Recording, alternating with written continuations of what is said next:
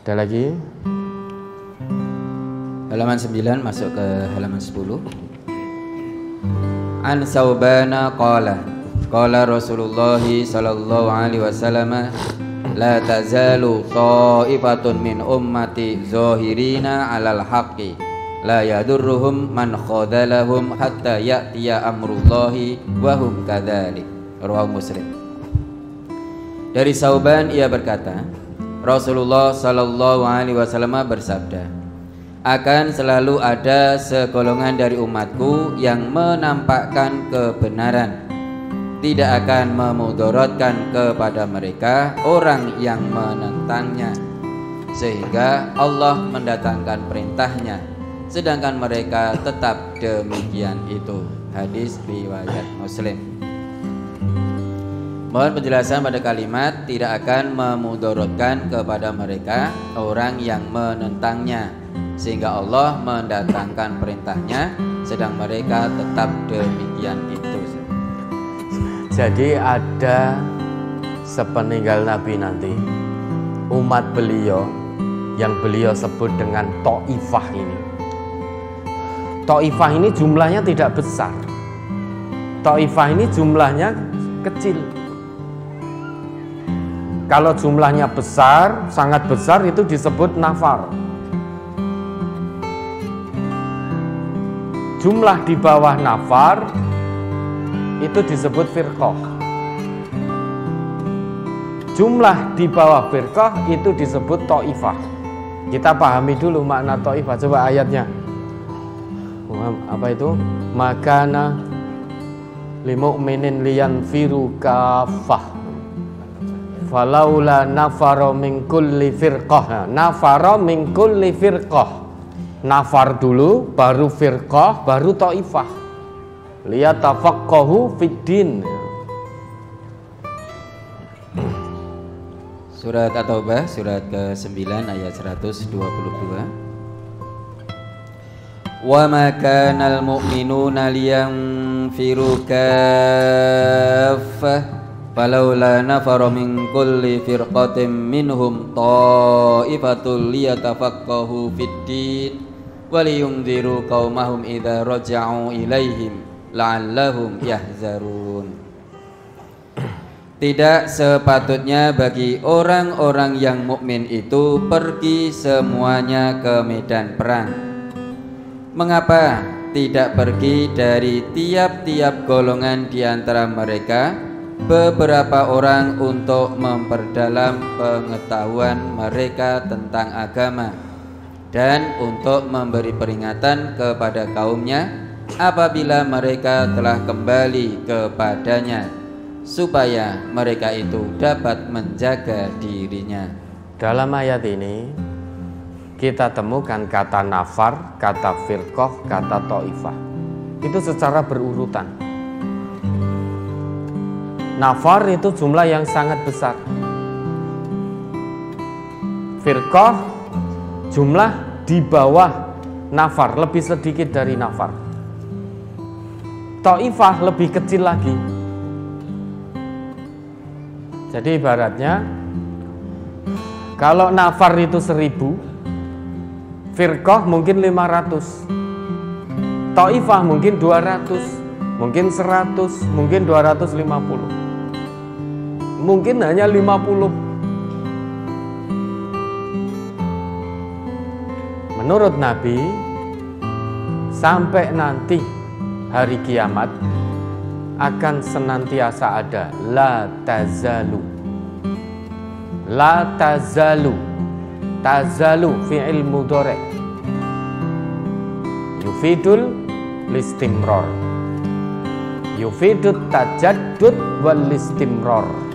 Itu fi'il mudhari'. Dia mengandung makna timbul tenggelam, artinya akan terus. Yang ini sudah nggak ada, akan ganti lagi, ganti lagi, ganti lagi, timbul tenggelam, tumbuh lagi, tumbuh lagi, tumbuh lagi. Taifah yang ada di generasi A sudah berpulang kepada Allah, Allah akan ganti dengan taifah generasi B, taifah generasi C.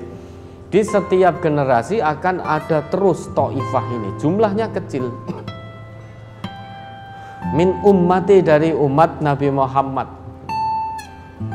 La tazalu ta'ifatun min ummati dhahirina 'alal haqq, yang terus menerus akan menampakkan kebenaran apapun resikonya,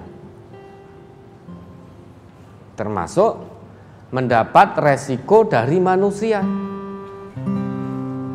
Mungkin cacian, makian, diintimidasi, mungkin saja dikriminalisasi, tapi tetap akan terus ada. Dari umat Nabi ini segolongan kecil yang pantang mundur untuk menyuarakan kebenaran dinullah ini. Akan terus ada yang menyuarakan yang hak dikatakan hak, yang batil dikatakan batil. Taifah ini tidak terima sogok, tidak terima suap, tidak membela yang bayar, tidak menyampaikan Quran Sunnah sesuai pesanan, tidak. Tapi apa yang dikatakan Quran, apa yang dikatakan Sunnah, nah itu yang disampaikan terus menerus, itu yang disuarakan. Selamanya Taifah ini, contohnya korupsi itu haram, akan terus mengatakan itu. Dia tidak akan berubah. Korupsi menjadi halal dengan catatan, tidak akan berubah. Delalah sing pesen koruptor, dia bayar sehingga kita menyampaikannya jadi pelo. Ya, korupsi itu sebetulnya haram. Ning nek akeh koncone, ora apa-apa. Nah, kalau begitu maka ya sudah, kita merubah-rubah ketetapan Allah, ketetapan Rasulullah. Sampai hari kiamat korupsi haram. Sampai hari kiamat yang namanya zina dosa besar. Tidak bisa. Yang namanya khamr tetap haram. Judi haram. Sogok suap haram. Lah Taifah ini akan terus menyuarakan itu. La yadurruhum man khadalahum au khalafahum. Tidak akan memadorotkan mereka orang yang menyelisih atau menentangnya. Artinya Taifah ini tidak takut terhadap orang yang menyelisihnya, karena Taifah ini terus menyuarakan kebenaran. Apapun ancaman intimidasi yang dilakukan oleh orang yang menyelisihinya ataupun yang menentangnya, tidak menyurutkan langkah Taifah ini untuk menyuarakan kebenaran. Kenapa? Karena mereka takutnya hanya kepada Allah. Mereka takut betul jika melanggar perintah Allah. Allah perintahkan untuk disuarakan kebenaran dinullah. Lah Taifah ini takut betul kalau sampai tidak menyuarakan kebenaran agama Allah. Walad bagaimana labdos pundi? Kalau saya menyuarakan yang hak, nanti saya dipecat. Kalau saya menyuarakan yang hak, nanti saya di PHK. Nah terus saya makan dari mana kalau di PHK? Dikiranya Ar-Razzaq itu tempat pekerjaan dia. Dikiranya Ar-Razzaq itu pekerjaannya. Tapi tidak berlaku bagi Taifah. Meski dipecat, di PHK dan lain sebagainya, Taifah ini akan terus menyuarakan yang hak, ya batil, batil. Misalkan markup anggaran kwitansi bodong, enteke anggaran 10 juta, kwitansinya kosong, ditandatangani secara berjamaah, ditulis 20 juta, padahal habisnya cuma 5 juta. Nah, kalau kita tidak mau yang seperti ini, resikonya dikucilkan dari tempat pekerjaan, atau bisa jadi dipecat, dihentikan. Wah, cah kae angel kok jak korupsi, wis timbang ngerendeti pecat wae. Kalau dia ingin menjadi bagian dari Thaifah, dia tidak takut dengan ancaman itu, dengan ancaman PHK, pecat dan lain sebagainya. Dia tidak takut. Terus dia suarakan bahwa kwitansi kosong, kita markup anggaran itu haram, tidak dibenarkan oleh Allah, tidak dibenarkan oleh Rasulullah.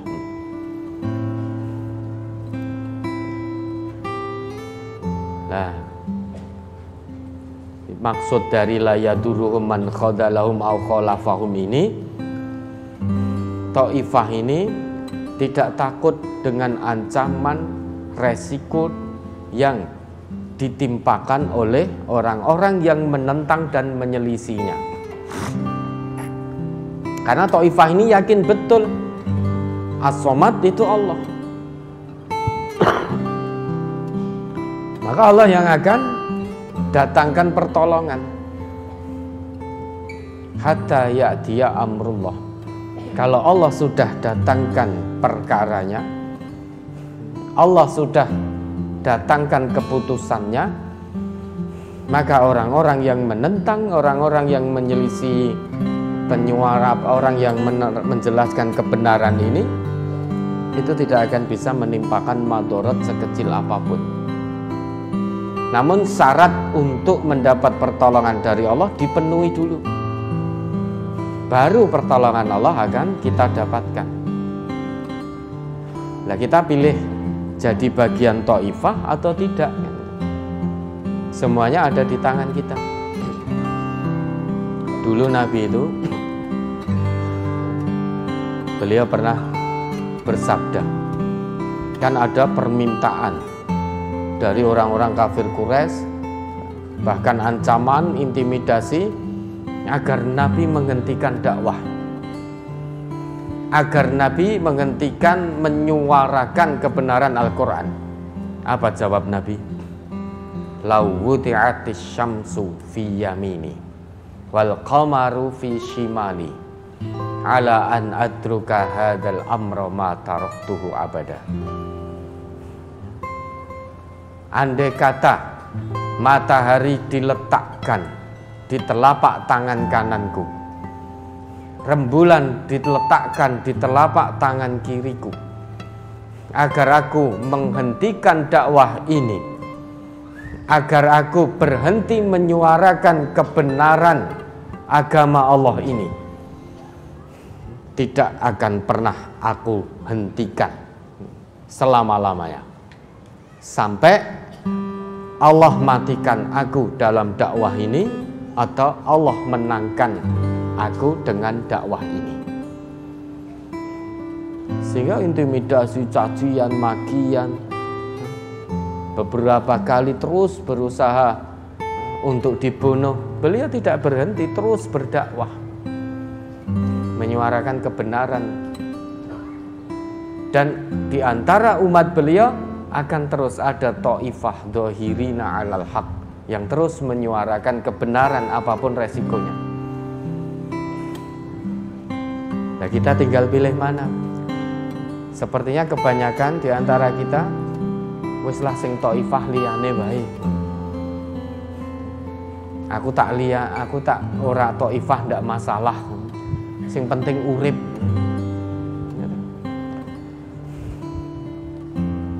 Daripada berusaha jadi Thaifah ra duwe pekerjaan, gak dapat pekerjaan, dipecat, di PHK, dikucilkan, disingkirkan, lebih baik tidak jadi bagian dari Thaifah, namun tetap dapat pekerjaan, dapat gaji, anak istri bisa makan. Kebanyakan dari kita kan begitu. Sehingga banyak yang takut, banyak yang malu mengatakan yang hak itu hak, yang batil itu batil.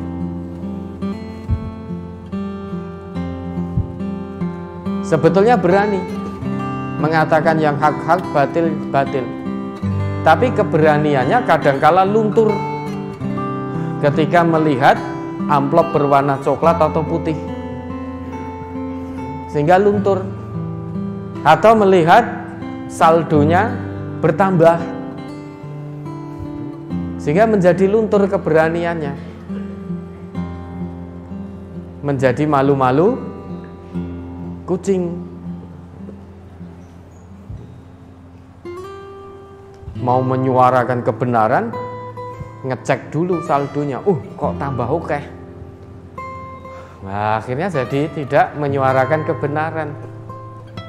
Sehingga yang terjadi mencari-cari dalil untuk membenar-benarkan yang batil. Lah kok saldonya bertambah banyak, amplopnya kok tumpuk-tumpuk, padahal amplop tok kuwi rane isine. Begitu dibuka nggak ada isinya, marah-marah, langsung keberaniannya muncul lagi lah. Kalau kemunculan yang kedua ini karena kekecewaan, amplope ora isi, bukan lillahi ta'ala. Tapi jika amplopnya tebal, padahal kalau diisi 2000-an itu ya tebal itu, ya. Rekeningnya tambah, tiba-tiba jadi pelo. Apa pelo ini? Bahasa Indonesia pelo ini apa? Gagap. Cedal. Kok cedal? Bukan. Gagap ya. Yang tidak paham bahasa Jawa jangan suruh nerjemahkan ya.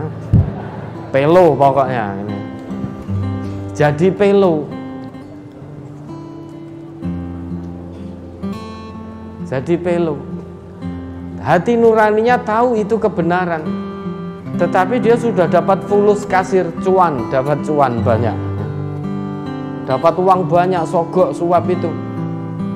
Tiba-tiba menjadi pelo, menjadi luntur keberaniannya. Wah, kalau ya begini ini, kalau bayarannya oke, sogoknya oke begini, ya nanti dulu saya tak istikharah dulu. Nah, malah istikharah. Ya, itu terserah kita mau jadi bagian Thaifah itu nanti bersama Nabi dalam kenikmatan yang abadi, atau di luar Thaifah sehingga tidak ada kesempatan untuk berada dalam kenikmatan yang abadi. Ya tentu mukmin yang kayis, mukmin yang cerdas, dia akan berusaha sekuat tenaga untuk menjadi bagian dalam Thaifah yang terus menyuarakan kebenaran itu. Kenapa? Karena mukmin yang cerdas itu meyakini sepenuh hati dunia ini hanya sementara. Belum tentu esok hari masih hidup. Kalau saat ini kita di luar Thaifah, ya nek nanti sore masih hidup. Mungkin tidak nanti sore kita mati. Sangat mungkin nanti jam 12 waktu mari diakhiri, alhamdulillah selesai kehidupan dunia kita. Mungkin tidak? Mungkin. Monggo yang mau duluan. Kalau saya santai-santai saja gitu ya. Ya, ini kematian tidak ada. Yang saling mendahului itu tidak ada. Saling mengakhiri juga tidak ada. Waktunya sudah sangat pas. Makanya berusaha menjadi bagian dari Thaifah itu. Terus suarakan kebenaran. Resikonya apapun toh resikonya. Bahkan sampai resikonya mati. Nah, jangan mundur. Terus suarakan kebenaran. Orang yang menentang, orang yang menyelisihi itu juga pasti mati. Orang yang menimpakan madharat pada Thaifah juga pasti mati. Lah wong padha matine kok wedi ngopo? sama-sama pasti mati. Nah, kenapa harus takut? Maka terus katakan korupsi haram, jangan berubah menjadi makruh. Itu haram ya haram gitu. Hanya gara-gara bayaran berubah jadi makruh. Kalau jadi hakim, putuskan sesuai dengan kebenaran. Yang salah, putuskan salah. Yang benar, putuskan benar. Ini ada hakim yang lumpuh, tumpul. Begitu dibayar, dia bela yang bayar. Jadi ngerti bahwa yang benar fulan, ning fulan rada duit. Fulan ini salah, tapi fulan ini memberi saya bayaran yang besar. Maka piye caranya mencari-cari pasal untuk membenar-benarkan fulan yang salah, sehingga yang dihukum yang benar, yang dipenjara yang benar, yang salah bebas melenggang karena punya uang. Hakim yang seperti ini mung seneng ning dunya sementara waktu, tidak lama. Tapi setelah itu turun azab dari Allah, sampai di hadapan Allah seret uncal ke ning neraka selama-lamanya.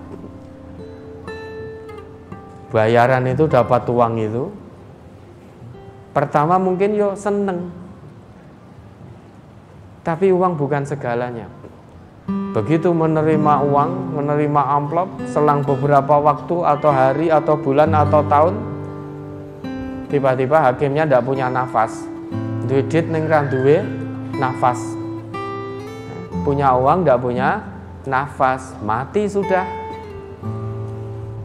Kalau sudah mati, nanti sampai di hadapan Allah tidak bisa nyogok uang yang dulu dia terima, uang sogokan yang dia terima, membenarkan yang salah, menyalahkan yang benar, tidak berlaku. Tidak bisa untuk nyogok malaikat, tidak bisa untuk nyogok Allah, tidak bisa. Yauma la yanfa'u malun wala banun illa man atallah biqalbin salim. Harta, benda, anak dan lain sebagainya gak bermanfaat saat nanti kita datang menghadap Allah. Dan semua manusia apapun profesinya, baik menentang Taifah atau menjadi Taifah atau di luar Taifah, semuanya akan kembali kepada Allah. Banyak orang sibuk memikirkan cara hidup yang baik, tapi banyak pula orang yang melupakan cara mati yang baik.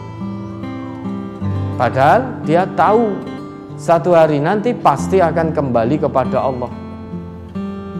Karena Allah yang menciptakan dan hanya kepada Allah kita kembali. Bahkan seringkali kalau kita melihat ada orang yang meninggal dunia, kita istirja kalau itu muslim.